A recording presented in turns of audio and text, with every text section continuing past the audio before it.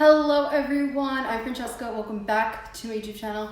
So today we're doing another very exciting recipe. I know that I always say my recipes are exciting, but this one I'm super excited about. It is a recipe for vegan chicken Parmesan, and I thought this would be perfect just in time for Valentine's Day. If you want to make this for you and your friend, significant other, you by yourself, whoever, you do what you want. So I hope you guys enjoy this. It's really delicious. It is a little bit time consuming, but it is so good. I ate this and it was like, oh, like heaven. I was so happy with how it came out. So let me show you guys how to make it. To start off this seitan, we're gonna make this like how I made the Mongolian beef. So we're gonna add in soy sauce, tomato paste, and mashed chickpeas into a bowl. And I measure out a half a cup of chickpeas and then mash them, just in case you're curious. So we're just gonna mix that up in our bowl until it's well mixed together. Once they're mixed, we are going to add in our dry ingredients. So I have tons of seasonings in here: garlic powder, onion powder, nutritional yeast, parsley, black pepper. It's all listed down below. And then of course we're adding in our vital wheat gluten so that we can make seitan. And we're just going to mix this up all together until it starts to form somewhat of a dough. Then I'm going to add in about a half a cup of vegetable broth, a little less. It was more like a third of a cup.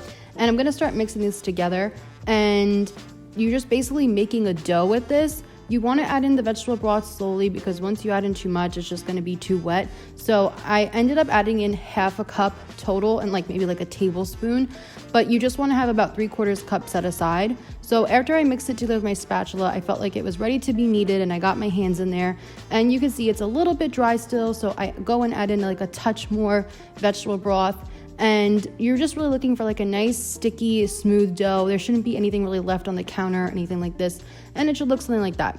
So, and I keep pressing it down because it's kind of spongy. So now we are going to cut this into 4 pieces. Yes, I know I just did a terrible job cutting. We don't need to talk about it. And I'm going to use a rolling pin and roll it out. I rolled mine super thin because I used to love my chicken cutlets very thin, and that's how I did it. So it's pretty nice and thin. And I got 4 chicken cutlets, and we're gonna steam them. And when you steam them, they do plump up a little bit. So to steam them is very easy. I just took a big pot, put a strainer on there, and then I'm just gonna lay my seitan cutlets in there. We're gonna steam them for about 20 minutes. I added in about 1 inch of water in there, and I just kind of added in more if I needed it. So while those are steaming, we are going to work on making our breadcrumbs. So I'm using panko breadcrumbs. I think they're just the nicest and the crispiest, and I just like them the best. And then I'm gonna add in a bunch of seasonings: paprika, salt, parsley, garlic powder, onion powder. Again, everything is listed on the recipe and in the description box. And I'm just gonna mix this up together, very simple.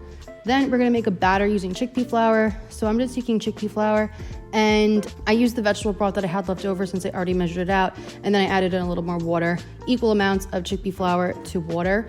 And we're just gonna make a nice thick batter. This is gonna act like as if it were an egg. So our seitan cutlets are done steaming. Please be careful. These are going to be very hot when they come out. And I'm just gonna dip it in the batter, let the excess drip off, and then I put my breadcrumbs in a nice big plate. So I can just dip the cutlet right in there, and it's gonna look something like this. And we're just going to bread these guys.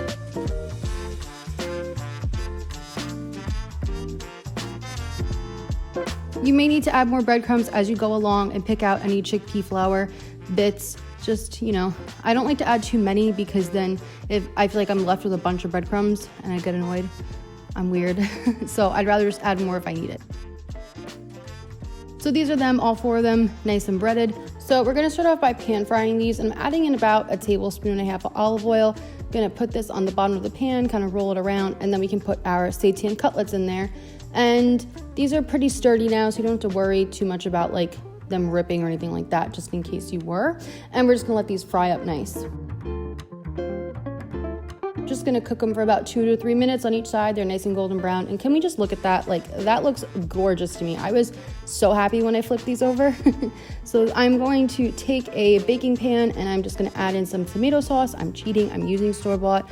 I'll have the one link down below. That's my absolute favorite, and it tastes so good. So I'm just gonna spread some out with a spatula, probably about like between half a cup and a cup, somewhere in there. And then I'm gonna lay my cutlets out, and they kind of overlapped each other a little bit, but that is okay. And like, these are just so crispy and beautiful. I was so proud of these. Okay, and then I'm gonna add more sauce on top, again about like another half cup, 3/4 cup, somewhere in there. Not an exact measurement, depends on how saucy you like your things. And I'm gonna take my spatula, spread that out. Then I use my vegan cheese melting hack to melt a bunch of vegan mozzarella to put on top of here, so that way it got extra gooey. I'll link the video up above if you are curious, and I have measurements down below for how much exact cheese that I used. And that's pretty much it. We are going to now bake this beautiful pan in the oven for 25 minutes and at like 375. I bake it on the middle rack for 15 minutes and then move it up to the top for the last 10 so it gets nice and golden and melty. And can we just look at this? Oh my goodness. Cheesy, ooey, gooey, a little crispy, a little bit burnt, just like perfect. So I made a bunch of spaghetti, and that's what I'm gonna pair this with. And I would say 1 cutlet is a good serving size for like anybody. I mean, if you're a bigger man, you might want 2, or if you want to, I'm not judging you. So just in case you guys are curious on that, because I know you guys ask me that sometimes, I'm topping it with fresh parsley and vegan parm, and that's it. Doesn't this look beautiful and delicious? It was so good. And I just had to give you guys a little cut. It cuts really nicely. It's a little bit darker inside than actual chicken. Just be ready for that, I guess. And yeah, that's it.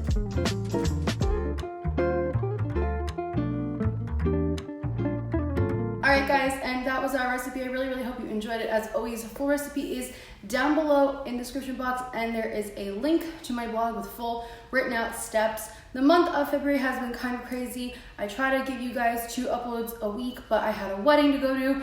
I had plans with a friend one weekend, and I'm actually going away on Friday for like 12 days. So I'm gonna try to get out like 1 or 2 more videos, do my best, not making any promises. But yeah, so I'm sorry that like there's been kind of a lack of recipes lately.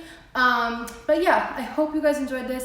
If you try it out, be sure to tag me on Instagram. I'm loving seeing everybody's creations and recipes. And yeah, thank you guys so much for watching, and I will see you next time. Bye.